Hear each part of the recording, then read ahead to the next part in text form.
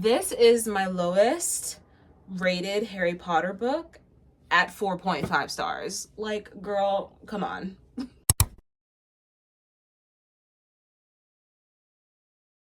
Hi, I'm a little hippie, and today we're going to be talking about everything I've read in the month of November.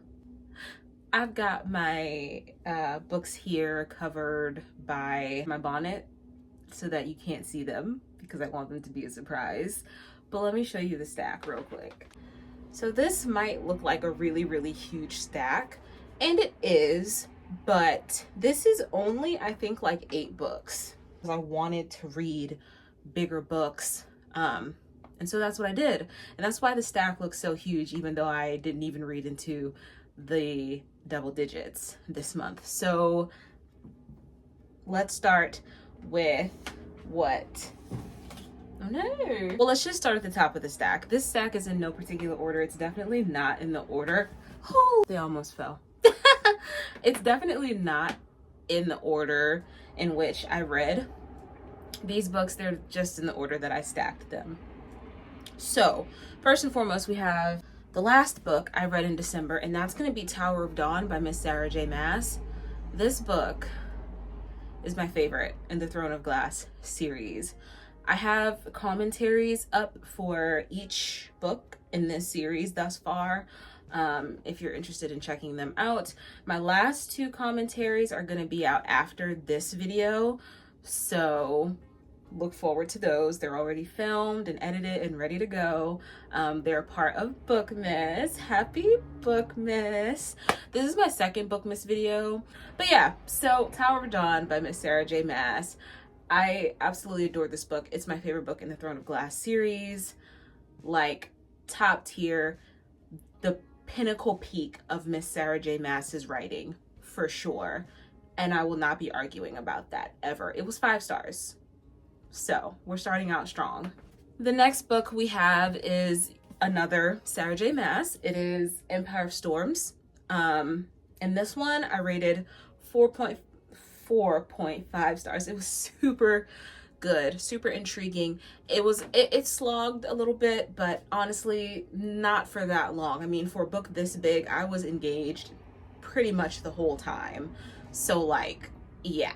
I think the Throne of Glass series, let me just say, is like the best of Sarah J. Maas. Like, I've read A Court of Thorns and Roses and I was obsessed with it when I read it the first time, but trying to read it back again, I'm just not feeling it the way that I did when I first read it. You know what I mean? And the Crescent City series, no, I'm not into that either. Like, something about it, I think that maybe if the book was not as long and maybe it was broken down into several books instead of being 800-page books like straight out the gate where it's just mostly world building and you're just like, what the F is going on the whole time, it'd have been fine. But we're not talking about Crescent City. We're talking about the books that I read this month.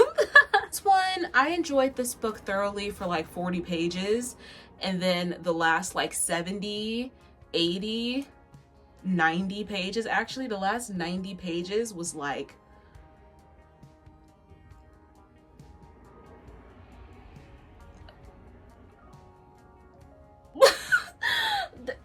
I'm not asking like why it's a classic. I understand why it's a classic, because most books that are classics because they have commentary on the human condition, commentary on some state of being a human that humans can relate to, and so that's what gives them that timelessness. And this is no different. This book is literally just a slice of life about a man struggling with grief, struggling with where he is in his life and how he wants to proceed forward. That's what this book is. And I think all of us can relate to that. Every single person, no matter what color they are, no matter what background they come from, no matter what nation, creed, religion, whatever, you can relate to this, because it just comes down to being a human being and just asking yourself, what is life for? Like Creed, the great band Creed, once proposed, what is life for? That's this book. I rated it 3 stars, maybe 3.5. The next book I've read is one of my favorite romances ever and has one of my favorite MMCs of all effing time. I love this man. Like, if I could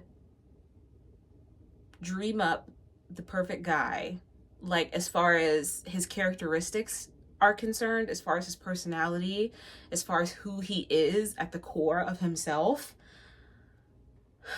it would be Ivan Lukov of From Lukov with Love. I've realized with this, I think this is my 3rd reread of this book, I've realized that I don't really care for the book itself. I just am here for the Ivan Lukov vibes. I'm here for him. I didn't fully read this book through. I did do a lot of like skipping and getting to my favorite parts. So do I think that this book belongs on a favorite of all times list? No, because it's not a favorite of all time. Ivan Lukov is just my favorite male character of all time. So this book was once a 5-star, but I think I'm going to go ahead and demote it and give it a 4 now, because there's no way you're going to be skipping through a 5-star read just to get to the parts that you love. Like, come on, be so for real. We're getting to the last 3 books. My bottle just fell. We're getting to the last 3 books on this list, and we're getting down to like the best of this month, because these are all super highly rated. We're talking about Harry Potter and the Half-Blood Prince. I absolutely love this book. I absolutely love the Wizarding World of Harry Potter. J.K. Rowling, dude. J.K. Rowling. I don't know what to say. This book was 5 stars. This is my 3rd reread of Harry Potter, I believe. Don't quote me on that, but I think it's my 3rd reread. And I just love it more and more and more every time I read it.